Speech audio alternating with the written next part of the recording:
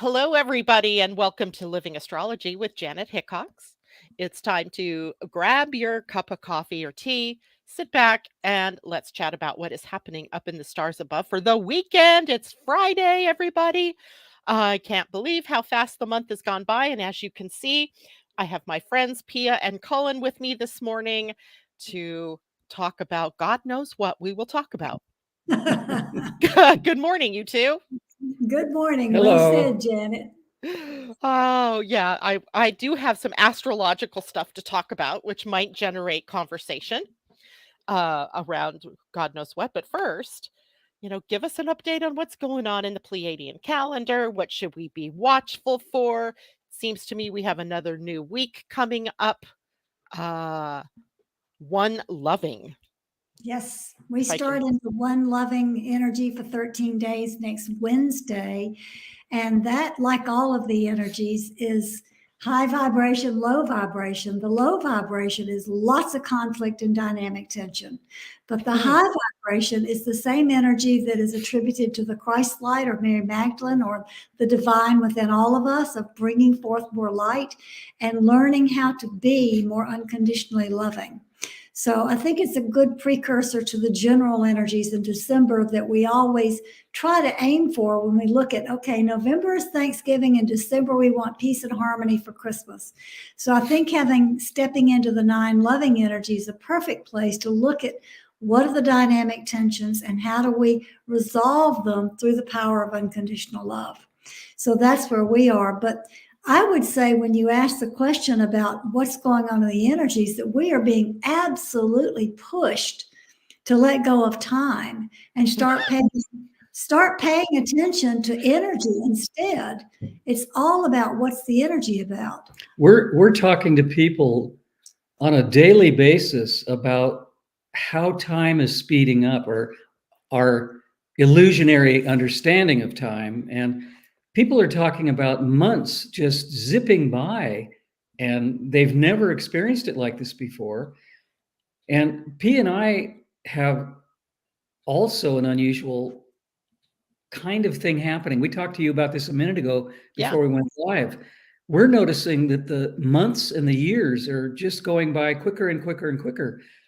But our daily experience often drags on. I mean, P and I look at each other and go, is it only noon? It feels like 8 o'clock. What happened? Why did this day take so long? So Why am I tired already? Yeah, exactly. So we're having this dualistic experience of really, really long days, but short weeks and short months. And I think Pia's absolutely right. I think the whole concept of time is either dissolving or transforming into something we've never experienced. Possibly all of the above. I mean, it doesn't help that we change time. I don't know if you guys do that in Cyprus, but we've gone back an hour. So yesterday, after well, it was just a day, right? And after doing a class for 2.5 hours, I had to run out. And when I got done with what I was doing, I looked at my watch and it was 3:55, and I'm like, how can it only be 3:55? I mean, it felt so super unreal. So we were, we were going to head back to our house, and my husband goes, "Oh, well, maybe we could go have the tires checked while we were in town." And I'm like, "Oh, it's only 3:55. I was already thinking it was 5:30, 6 o'clock." Yeah. Time is That's just weird. exactly what we're experiencing. I have an idea, Janet, that I'll share with you and your listeners that Cullen and I talked about based on an experience that we had day before yesterday. We were driving to one of the cities on the end of the island where we have to frequent for various errands. And all of a sudden, out of nowhere, there was this huge aircraft carrier in the sky. Airplane. Is it airplane? Yeah, not a carrier. Okay, an airplane. Sorry. Yeah, they don't usually fly. They're usually in the water. That's not very much in 3D right now. Anyway, huge airplane in the sky. And I said, Cullen, look at that. And he said, that's bigger than a C-130. And I said, it certainly is. That is a huge plane. We watched that thing for 10 or 15 minutes. It was in vision. The interesting part, Janet, was that plane never moved. Now, I know that helicopters hover, but I have never in my life seen an airplane stationary in the sky, not moving. But that plane did not move at all. Hover. So it feels a little bit to us like the whole space-time continuum is shifting. Nothing is as we have known it to be. Yeah, it's incredible. We're also noticing sunsets. The sun, even though we're in a change period between fall and winter here in the northern hemisphere, we're noticing that when we watch where the sun is going down, it's in a relatively different spot often than it should be. And we have to look at each other and go, did you notice last night that it Did you wasn't move the sun? Yeah, it wasn't between these two trees, it was over there. And so we're actually experiencing a lot of anomalies that shouldn't be happening, but they are actually happening. They're just inexplicable. And it kind of reminds us of right around 2012, we were driving back and forth to Mount Shasta every other week, presenting our LARCMA work with the groups in Mount Shasta. And oftentimes on the way home, we would see two sunsets. There'd be one on the right side of the car and one on the left side of the car. Two absolute sunsets happening simultaneously. Haven't seen that in years, but now with what Cullen's describing about the sunsets, we're beginning to see that again also. It's very bizarre. So I don't know if we're being introduced to some new experiences that we've never had, or maybe we never noticed. Maybe we're so busy doing whatever we've been doing all these years, these lives that we're leading.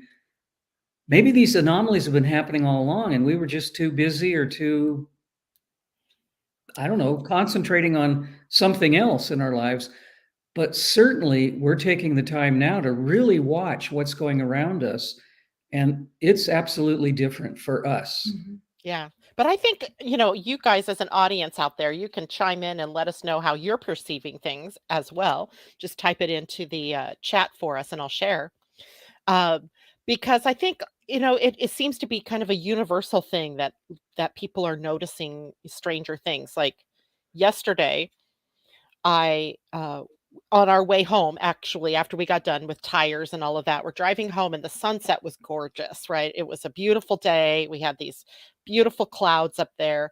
And so I'm taking pictures of the sunset, and my husband goes, "Oh, look at the crescent moon." And I found the crescent moon and I got it all focused in and took a picture of it. And what my eye didn't see was that there was a UFO looking object next to that moon. And I'm staring at that once I get it, the picture, I'm looking at that going, is that a hole in the clouds? What the heck was it? It was a very clear shadow.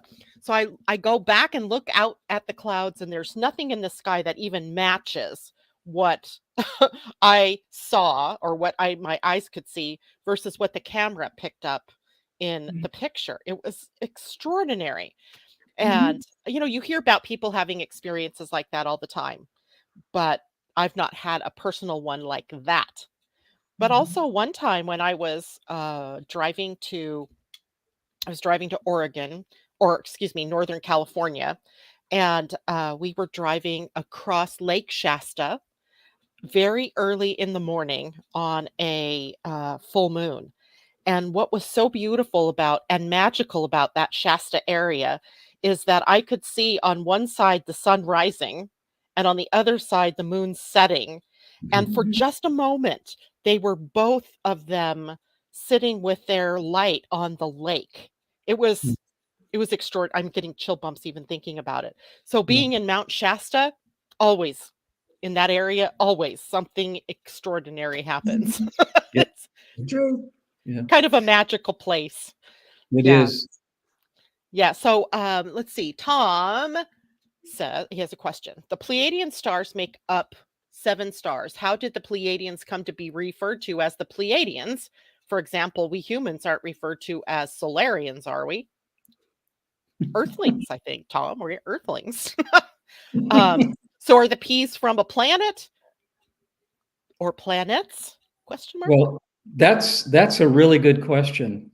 Astronomically, all of the star systems, as well as the planetary systems, were named from various mythological stories by a group of astronomers.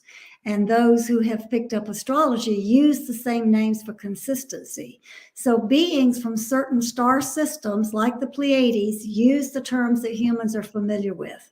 And some groups of Pleiadians are actually from the Pleiadians. That's where they're from the Pleiades cluster. However, the group that we've worked with, that probably everybody listening to this radio show, Larkma has told us that they actually are not truly Pleiadian. They are from a very, very far, far away galaxy. They have chosen the Pleiades as a base because it's so much closer to Earth. So for ease of explaining who they are, where they're from, they have adopted saying, we're Pleiadian. We bring Pleiadian wisdom. However, their civilization is way older and way further away than the Pleiades. So they were existing long before the Pleiades came into physicality, before it was built or by the cosmos. But one thing that's interesting is that they say that their energy, where they are from, is completely in harmonic alignment with the loving energy of the Pleiadian energy. So it makes a good base for them because they're energetically aligned. So if they say we're speaking Pleiadian wisdom, they're absolutely representing their Pleiadian colleagues, even though they are from an older society. Interesting. So their older society, were they instrumental in setting up the civilization that is known as the Pleiadian, or in the Pleiades constellation? I don't think so. I think that they came after that has already. The Pleiadians speak about their own evolution, and Larkma speaks about the evolution that their society went through. I think all of us are caught in an energetic pattern wherever we are, us on Earth, the Pleiadians on Pleiades, and Larkma on their planetary system, that moves through a certain wave of energy and then can travel about at will in the cosmos as they transcend their limitations. So I don't think they were instrumental in setting up the Pleiadian culture, but they certainly align with it in working with Earth where we are in this energetic moment. So interesting, because, most of us here on Earth, all of y'all out there, probably didn't start here on Earth. In fact, I have not yet found in my work that I do with the Akashic Records anyone who is originally from Earth. Right. We would absolutely, completely agree with that. People often are frightened or aghast at the idea that they didn't originate here. Many humans, this species that we're apparently part of, is so engrossed, so identifying with sunsets, waterfalls, all of the beauty and all of the attributes of this planet, that when they're told, or when they wake up to the idea that maybe they're not just terrestrial, maybe they are actually from the star systems, it can be frightening for some people because they identify with Earth. I am a Earth human. And I remember I was working with a group of energies different than Larkma a long time ago, 40 or 50 years ago. And one day in a group meeting, they announced to the group, you realize you're not really from here. And the audience, there were several hundred people in the audience, there were gasping noises. There were people that were drop-jawed going, what do you mean? We're not from here? So the concept of being human and from Earth is a really big belief system. And even science, even NASA is willing to say that we're made up of stardust. We're from somewhere else. So, it's a concept that many people believe in, and some people are a little bit dragging their feet saying, no, I'm a human. I'm from here. My ancestors are from here. That's it. That's the end of the story. But if you look Yeah. at what we're all going through collectively now about the transitions we're moving through, the experiences we're having that are out of our range of normality, if you look at that, it becomes easier to say, well, maybe we're not this static form of matter. Maybe we are more fluid, more flexible, more malleable. Maybe being part of the recognition of energy instead of being bound by time is truly part of our transitional process. I think it's important. I think, there are likely humans on this planet that, Mhm. have lived only here. I mean, I Mhm. would say that that's a possibility. They're Sure. probably not the ones that reach out though to find out more about themselves because they're so inured into the earth idea or to religion perhaps that has taught them that, this is the only place there is kind of thing. But the people that I work with, that are coming for astrology readings or human design readings or Akashic records readings, they are always from somewhere else. I mean, I have not yet found one that comes even from within this solar system, right? They're Mhm. all Pleiadian or they're a lot of them come from Orion and the stars in the Orion system. So it's Mhm. just fascinating to watch that and to also watch the dawning aha moment for people when we tell them this is where you're from and these are some of the characteristics that you're carrying because of that and how quickly they all go, oh, that makes so much sense.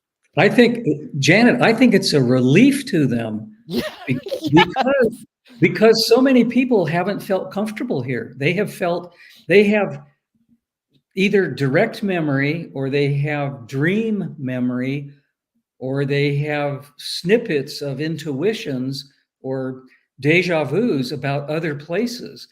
And I think a lot of people, when they're told, you know, maybe you really are from somewhere else, I think people feel really comfortable with that idea. And I think Cullen and I, because we've been aware for all of our lives, we had that awareness that we weren't really from here when we were children. I can tell your audience listening that when I was a child, now children draw and they color the sky and the trees and make their little house. When I was making my childhood drawings, I always colored the sky peach. And people would say, the sky's not that color, the sky's blue. And I'd go, no, the real sky's peach color. This isn't real. I did that my whole childhood. I knew that the sky that I was familiar with was peach color, not blue. Wasn't now you where do you guys think that you are from? I mean, I think we're or no. I think we're multidimensional from multiple places. I think that my peach colored sky had to do with Venus. I think it's definitely somehow aligned to Venus, but that's just an intuition. I don't know for sure. I've never had that looked at. We both went to an energetic person who wanted to work with our energy one time because we were different. We met her and she wanted to work with our energy. And the minute she laid hands on me, she said, "You're from the place of the peach colored sky." And I said, "Yep, that's the only person who'd ever acknowledged that." Yeah. So I think that is the one that is most forefront in my awareness, but I don't think that's the only place I've been. No, I think P and I are an amalgam of different energies from different places in multiple parallel lives. And I've always been interested in healing. I started working with energy.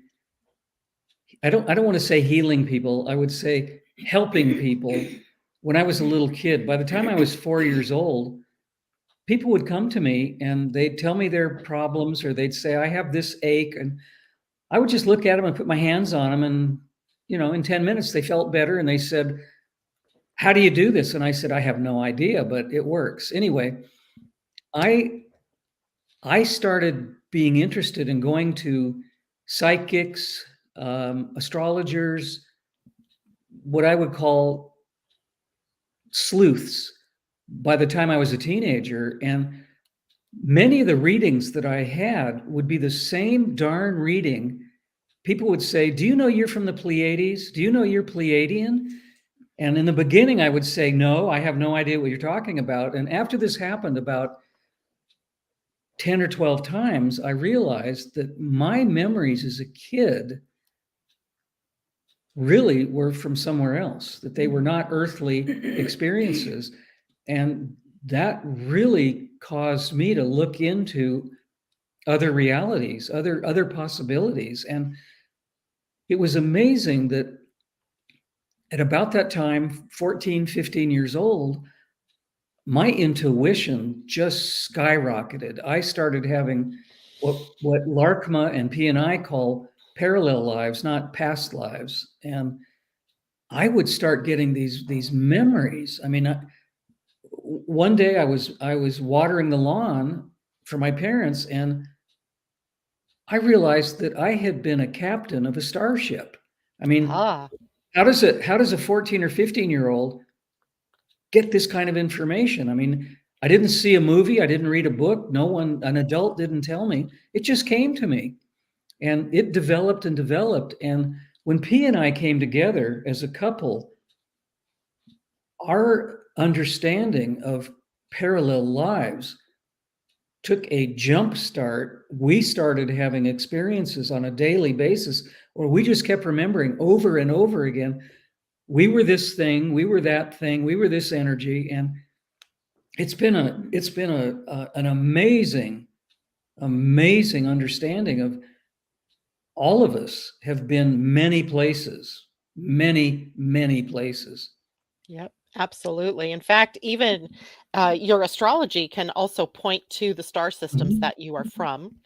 Mhm. And in the galactic astrology that I learned just in the recent years, you look to Pluto, your favorite planet. Um, and if there's a star system attached to that that you either have a conjunction to or an opposition with, Mhm. those are the oldest places that you have been in the galaxies or in the universe.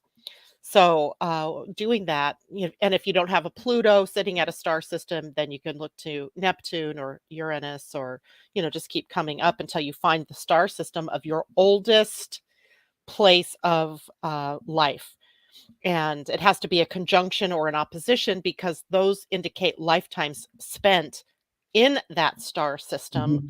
where other connections are where you've just spent time with either people or life forms from that system, or maybe you visited that system, but you aren't naturally from there or didn't live a lifetime there. And when I did that the very first time for myself, I was just mind blown because the star system that is in my at Pluto, it's not at Pluto, it's probably my Neptune, um, was Andromeda. Hmm.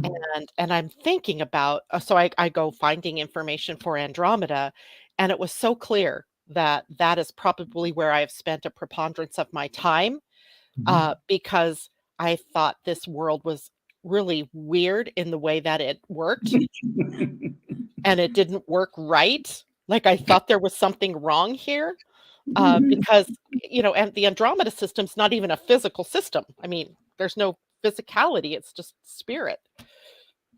It was just such a weird aha moment to go, "Ah, well, that's where I'm getting this from.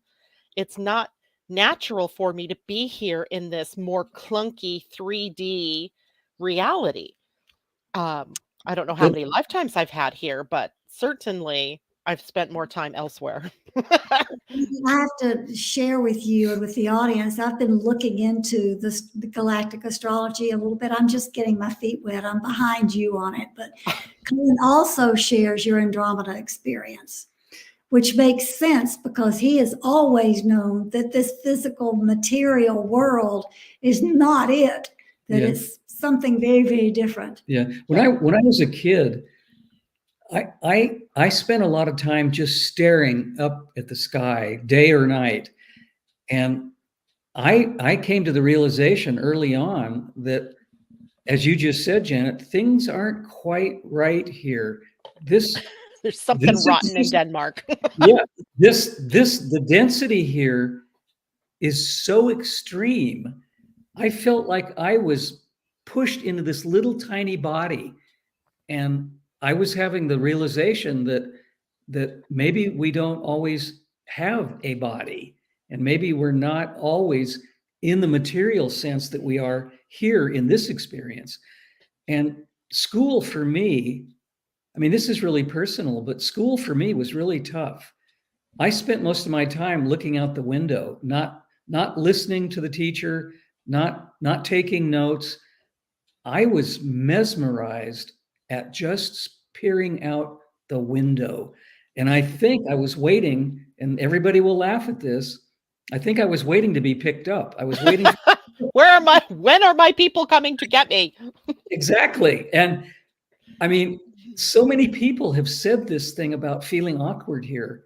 I think a lot of people who are connected to their true roots often think, did they drop me off on the wrong planet? Mhm. And that even shows up in your human design. Mhm. There are different circuitries in human design, and the people that have what we call individual circuitry, they're here on this planet as change agents, which Mhm. means that they are vibrating at a completely different level or frequency than the bulk of the people around them. And they will often have that same experience of feeling like, where are my people? Like, why am I here? Who am I, and why don't I fit? That is it the square peg in the round hole feeling, or the fish out of water feeling Yep. that a lot of people have? And we see that in the circuitry. And then if you take that one step further and go to their galactic astrology, you see why, Yeah. Mhm. right? There is a question out there that I want to answer because I think it's so profound. J Lo says, do you believe that our parents might have the same connection as us, or possibly one of them? And you got to know, J Lo, that I took this galactic astrology to the nth degree, because that's what I do, by running a galactic astrology chart on every one of my family members, my kids, the grandkids, my kids' spouses. And with the help of my two daughters, we laid them out on like this big long table that Jennifer has in her house. And it was amazing to see the connections and who fit with us and who didn't. Mhm. And yet here we are all together, very much called together as a family. So the answer to the question is, I saw in my family, at least, the inner planets, Sun, Moon, Venus, Mercury, were the connections that we shared. So more Mhm. recent lifetimes, because the closer in that you get to Earth, the more recent the lifetimes are that you've experienced. And that the furthest away, the Pluto, the Uranus, the Neptunes, were kind of hit and miss throughout the family. It was strange. It was just strange. But one thing did come clear, that almost every one of us had passed through the galactic center at this universe, this crossroads to this universe. Yeah. So I don't know if that's our meeting place where we might have decided as a family to incarnate.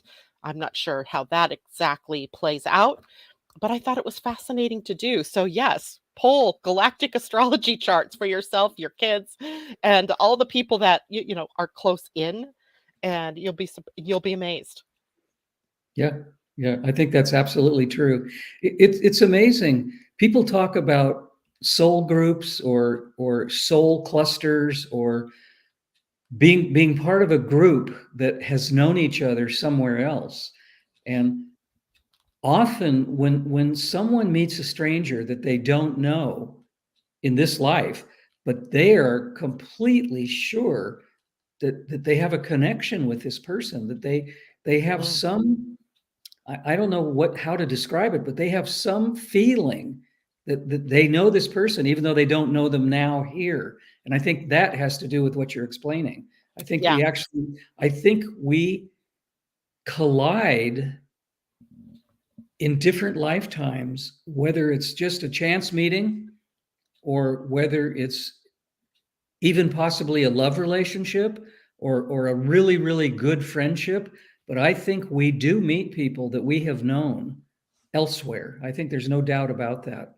Yeah, I think everybody would resonate with that, Colin, that feeling of meeting somebody and thinking, "I know you from somewhere," Mhm. but not knowing how I know you because it's not possible that we ever ran into one another. But yet, here's Exactly. this feeling of knowing one another, and it's distinctly possible. I also believe that it's possible that some of those people are present in parallel lives that we're leading, and we do have a stronger connection to them there, and it bleeds through into this dimension or this life that we're in, and we recognize it. Absolutely. The Absolutely. person you walk by on the street and you feel like you just want to run up and give them a hug because you're so glad to see them and you've never seen them before in your life. Yeah, that could Yes. create some problems. Yeah. Yeah. Yeah. I think Pia and I can share that the second we met each other here in this realm, we had such an instant, absolute recognition of each other. I mean, we met randomly. We just met, and we spent the next 6 or 8 or 10 hours sitting down, talking to each other as though we'd known each other Forever. this whole earthly experience lifetime. And there's no doubt in our minds that our meeting was absolutely on purpose. Whether someone orchestrated it for us or whether we decided that at a certain time, P and I are 11 months different in our ages, so we're basically almost exactly the same age. Mhm. I don't know if we were supposed to meet when each of us was this particular age, or how it happened, but I know that we both know that it was an absolute purposeful meeting. There's no doubt. It it either had to happen from a sense of fate or destiny or something, but it absolutely was not a random, I bump into this person and bingo, something happens. It was on purpose. Yeah. I had that very same feeling with my husband. I met him and he finally calls me and asks me out for a date. I hang up the phone and I say out loud, I'm at work and I say it out loud, "That's the man I'm gonna marry."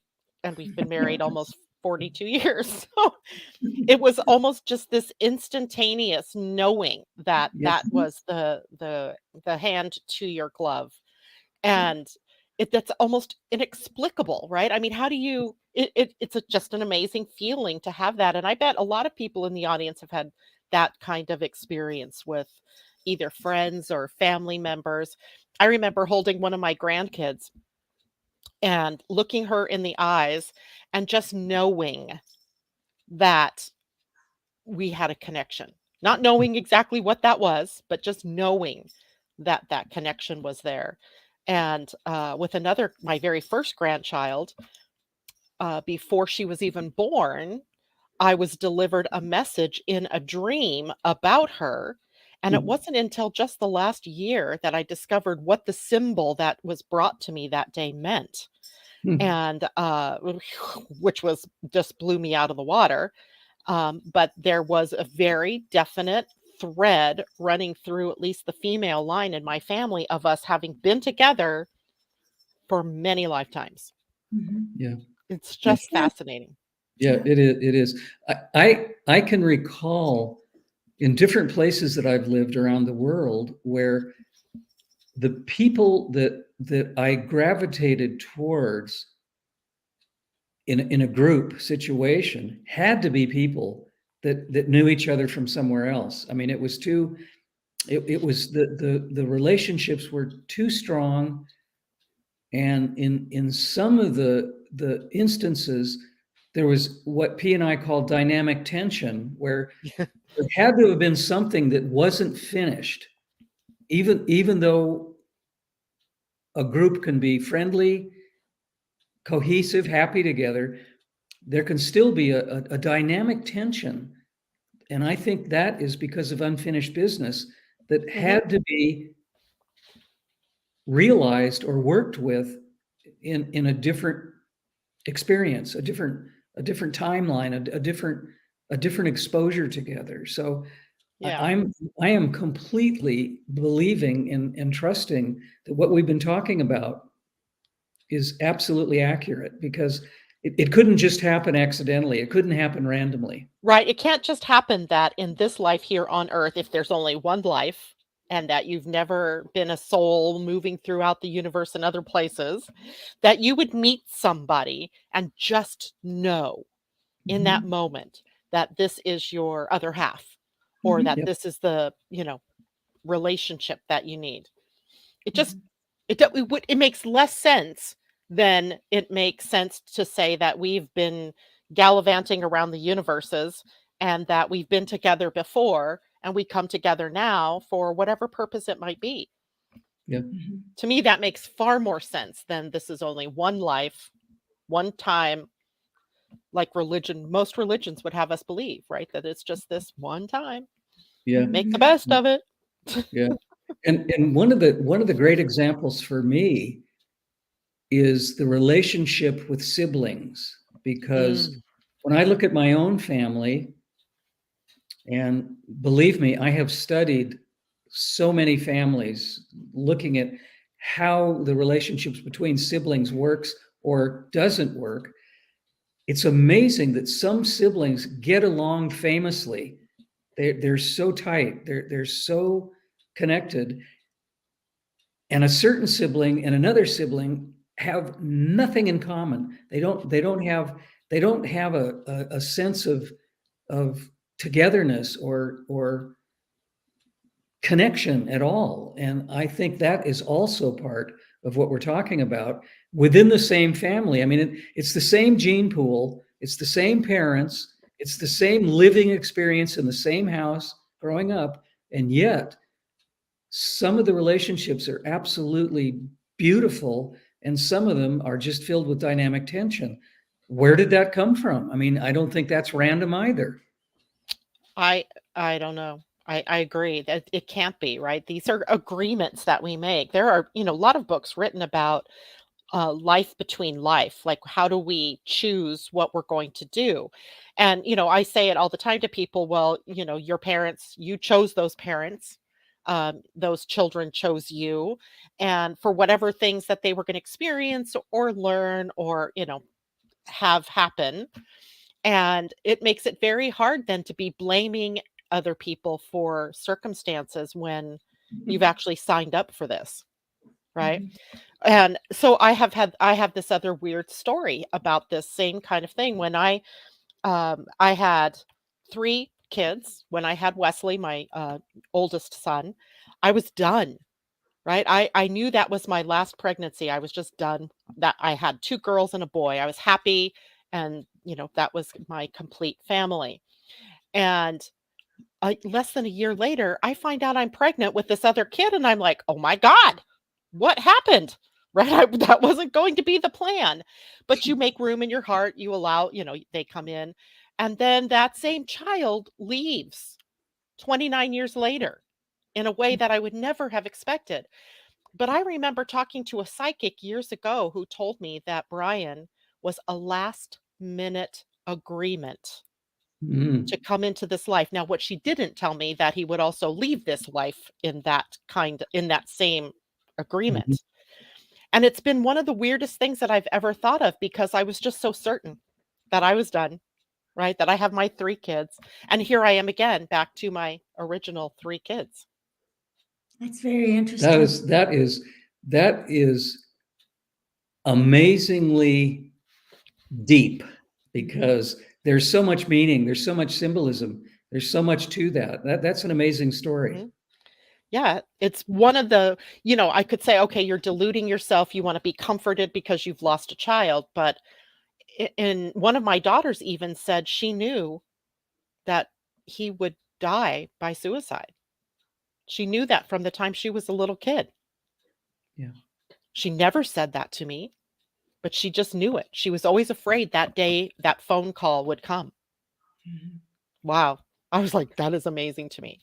Yeah. But, people, all of us out there probably have experiences like that, where just something amazing happens, and we don't really have an explanation for it, except that luckily for me, a psychic had told me at some point that he was a last minute agreement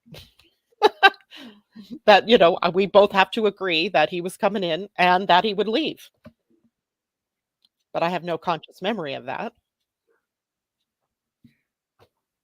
It's just Well, weird. we want to hear from you what's going on in the sky from your astrological perspective. Well, this will make you happy, Cullen, because today the moon is in Capricorn, your favorite sign. And the reason I am interested at all in the moon in Capricorn today is because that means in the next several hours, we're going to have the moon conjunct Pluto in Capricorn. When I drew up the chart this morning, the moon was at 17 degrees of Capricorn and Pluto's at 28. So the moon is already impacting Pluto. And so what does that mean? Well, first we got to look at what does Capricorn mean. And here's the funny thing. I go, get all my information that I usually have on Capricorn. And I'm like, that's not anywhere near what a Capricorn is. It, talks about ambitious and business oriented and, kind of rigid, or having, this goal orientation and all of perseverance and all of that. And I'm like, totally not sexy, right?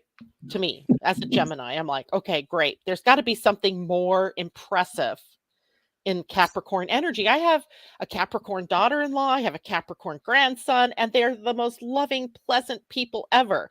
So do I really see that they're just a sign of discipline, structure, and perseverance? No. Those are qualities that they may have, qualities that you and you may have as well. But they're also loving people. Capricorn as a sign is filled with loyalty, and they're trustworthy. We're drawn to them for their honesty and for their integrity and their reliability. All of those are much sexier than just saying they're disciplined, ambitious, and blah, blah, blah. So the transiting moon in Capricorn will bring up those kinds of energies in our lives over the next day and a half. We actually had the moon in Capricorn yesterday, today, and very early in the morning, the moon will shift into Aquarius tomorrow morning. So there's a lot of good qualities in that Capricorn energy, and it's a reminder for all of us to get back in alignment with our goals, to get back into alignment with our integrity.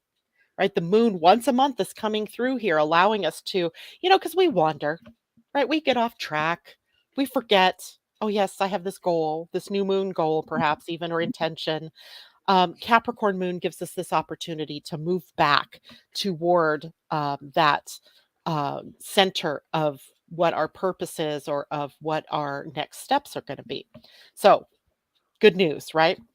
But the moon conjunct Pluto adds another little twist to it all by bringing up the potential for power struggles with people in our lives, or just seeing the power struggles going on outside of us.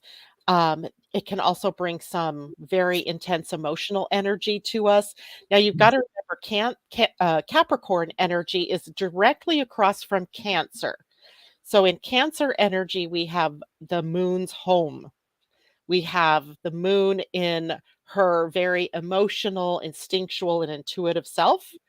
But when the moon is in Capricorn, she's in her fall. This is not her home. This is not her favorite place to be.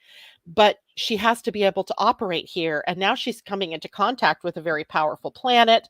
And that will trigger our subconscious, maybe fears, you could say, or things that have been stopping you or blocking you. And they'll be coming up for us to deal with. It's not pretty. It's not always pretty. It doesn't always have to be hard either. It could be something simple as I see suddenly this stumbling block in what it's been doing to me, right? Or this belief I've had and what it's doing to me. So we either can confront those shadowy emotional energies and seek to transform them, or we can ignore them That's not a good thing to do ever. Or we can also continue to be the victim and play that role of always being on the receiving end of somebody else's power instead of being powerful yourself.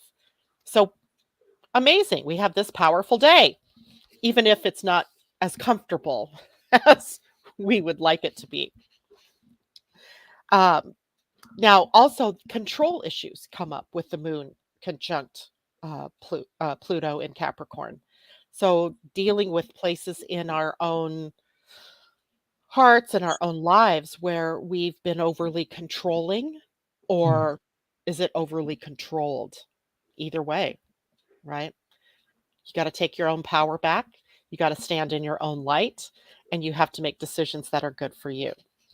And we actually have some really good help in that for this weekend, starting today, actually.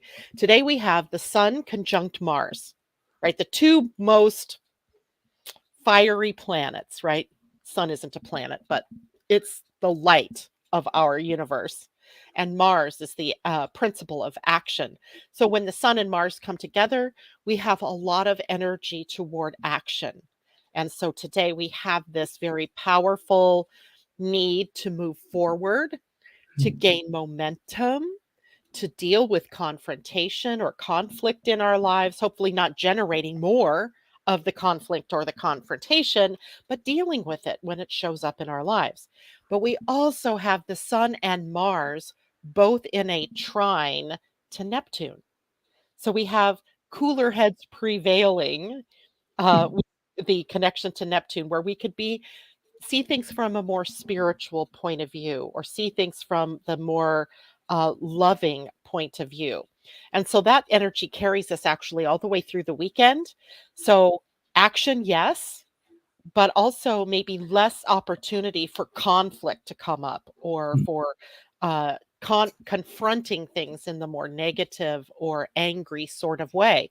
But some people are still going to experience that very powerful, angry, confrontational energy.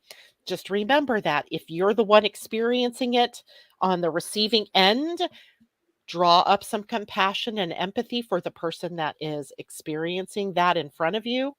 If you're the one that is feeling that confrontational conflict energy coming up, remember, it's all about love. If you can remember that in the heat of the moment, you're going to unlock the keys to the universe, seriously, to relationships, right? So that's this whole weekend. I also wanted to let everybody know that the human design gates have shifted. We earlier in the week were all in our genius, in our brilliance, maybe experiencing breakthroughs as the sun was sitting at the gate 43, which is called the gate of insight. So it's like these brilliant ideas that can come up, or our brilliance, shining through. But now that sun is shifted into the gate 14, which is on the sacral center. So it's activated by action. And this is the gate that I always think of as prosperity. In the gene keys, this gate is called boundlessness in its highest, bounteousness, sorry, not boundlessness, bounteousness in its highest expression. I'm in love with that word. Right, I am in love with that word, and this gate every year, right around now, we come to this gate in our human design by the transit sun, and it is a restoring of our vitality, of our reason for doing the things that we want to do. We are not only tapping into our inner genius because we discovered that maybe earlier in the week, but now we're applying it in a way that can actually benefit us, that can actually benefit as a service to the people that we are working with or living with in the world. So it's also very magnanimous, sharing and giving energy that is, how they say, the more you give, the more you receive, right? And that they are opposite ends, but you can't have one without the other. It's the whole duality thing, right? Giving is receiving and receiving is giving, and all of that. That the sun at this gate reminds us of that and supports us to move forward with the things that we love, trusting our intuition will guide us to be in the right place at the right time with the right people. And yet we have a challenge because the Earth is at the gate 8. And I think of all the challenges that Earth could bring us, this one is probably more individual, right? In that it could be expressed in different ways by the individual who is having this as a transit. Because the gate 8 wants to contribute. They want to contribute their genius, their talent, their gifts to the world.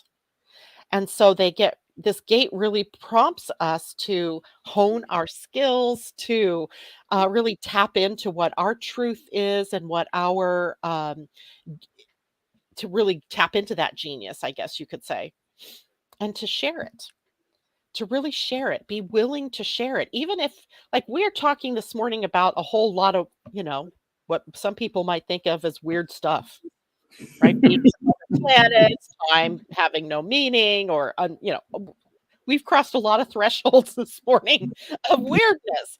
But it if we didn't follow our inner prompting to share that energy, the world would be missing out on something. Our audience this morning, our listeners later, will be missing out on something that might be mind opening and mind blowing for them. We don't know. None of you know what the impact might be of your actions when you're following your path of genius, when you're following your gifts and your talents and contributing them to the grand tapestry of the world. It is not your job to make sure that everybody else knows that this is truth, right? It's just your job to share it, your job to bring it out. If they accept and they agree or they like what you say, then those are the people that you needed to share that with. If they don't resonate, then those are not necessarily your people, but you might have planted a seed that wakes them up at some point later. We just don't know. So the gate 8 says, you know what? Follow your inner guidance to contribute your ahas, your knowing, right? And not worry about how it's received. You're the giver in this case. It's up to the receiver to take it in. But of course, we can still struggle here with the fear of rejection. Like, are people going to think I'm bat crazy because I talked about a psychic telling me my son was, a last minute decision? I can't prove it. It's not scientific.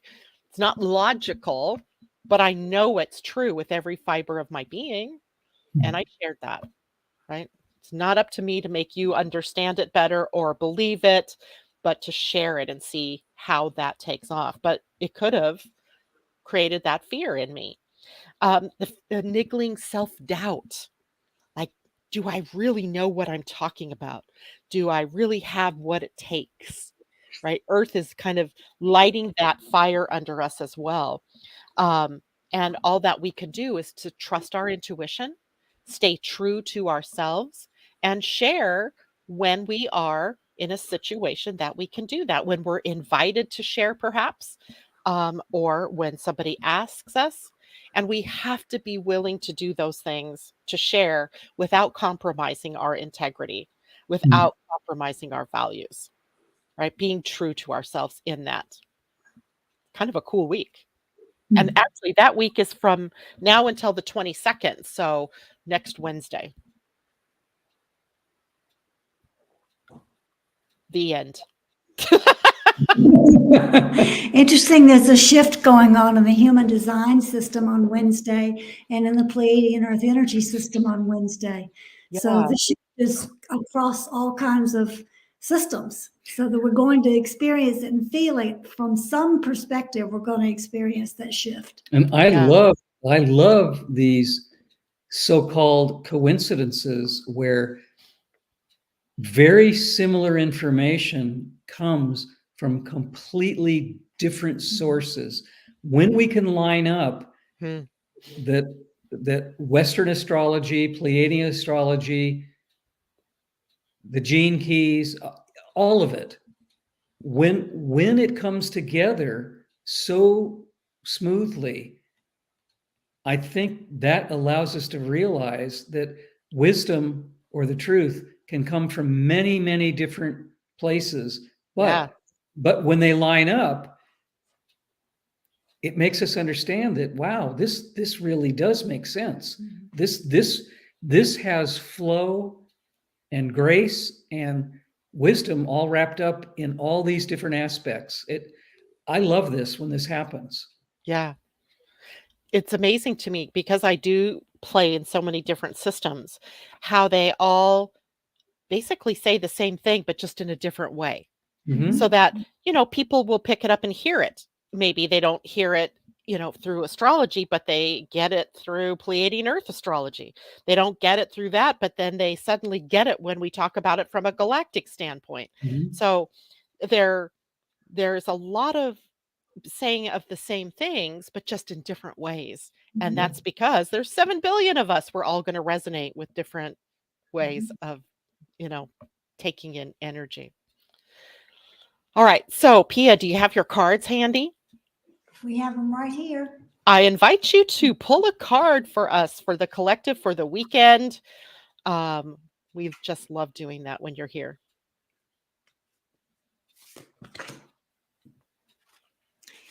Manifestation harmony.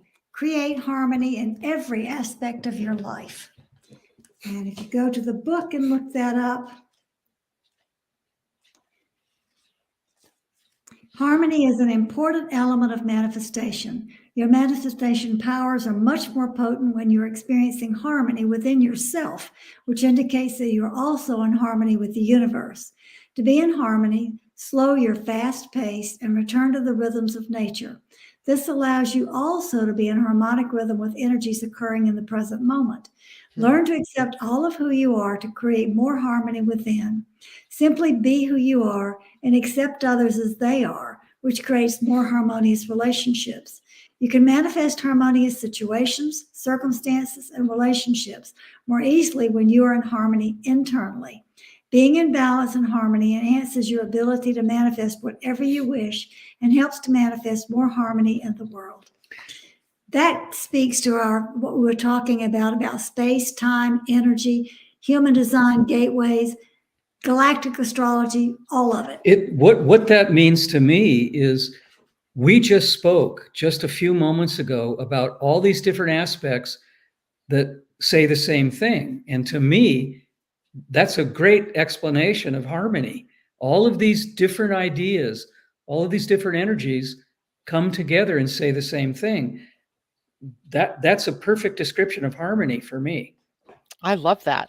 It makes me think about how that also translates to people, right? We have these different people, but we all have this other common core thing that, we're saying the same thing, but just from different places, different Exactly. backgrounds. Yeah. That's a great card. Thank you, Pia. I love it. Any last minute thoughts about, say, like, because we won't see you until December 15th. Anything going on in the Pleiadian Earth calendar between now and then that we'll want to be aware of? Well, the new 2024 calendar is available for people who want to start looking at what the energies are going to look like next year. I can't get that straight. There we go. People who want to look at what's coming up in the next year, that's going to be showing. And we just today created a YouTube that'll be coming out before we speak with you again, explaining in more detail how the Pleiadian Earth energy is used to help us all move through this time of potent moving away from time and into energetic awareness. So that'll be available in about a week from this Sunday. I think that'll be up and available on YouTube. Mm-hmm. Super duper. Now, is it true that the calendar is only digital this year? Yes. This year is only digital, but you can take the digital file and get it printed locally at any printer. We did it and we printed it in several versions with our local printer here, so we know that works. Yeah. But it's only digitally available because of what's going on in the printing industry and the publishing industry worldwide. We checked printers in India, China, America, Korea. Some people were not printing calendars at all, and those who were had gone astronomically off the charts. So we still want to do this. We'll make it digital. Yeah. So. And I've got the digital files, and there's 2 files, right? One that's lower frequency, lower resonant. Right. My brain just went dead. And a higher one that you for printing that makes Yeah. the printing prettier. Yep, we're also looking into an online printing thing that we're going to put on our website if it works out. We're investigating something somebody told us about adding that so that people who purchase it digitally can automatically get it printed. So Yeah. we're looking into that. Yeah, perfect. Yep, get it. It's worth it. Mine's right up there in front of me, so I can always see what's going on. But I It can't has- reach it to look at December, so it's out of my reach. But anyway, and that's available on your website, or is that on the Yes. LARCMA website? It's on both, but you It's on can both. find it probably most easily at larkma.com. Okay, perfect. Well, thank you both for being with me this morning and for reminding me this was the third week of the month. And I look forward to seeing you on December 15th. And thank you all for tuning in today and listening. Take care. Have a great weekend. Bye for now. Bye-bye. Bye.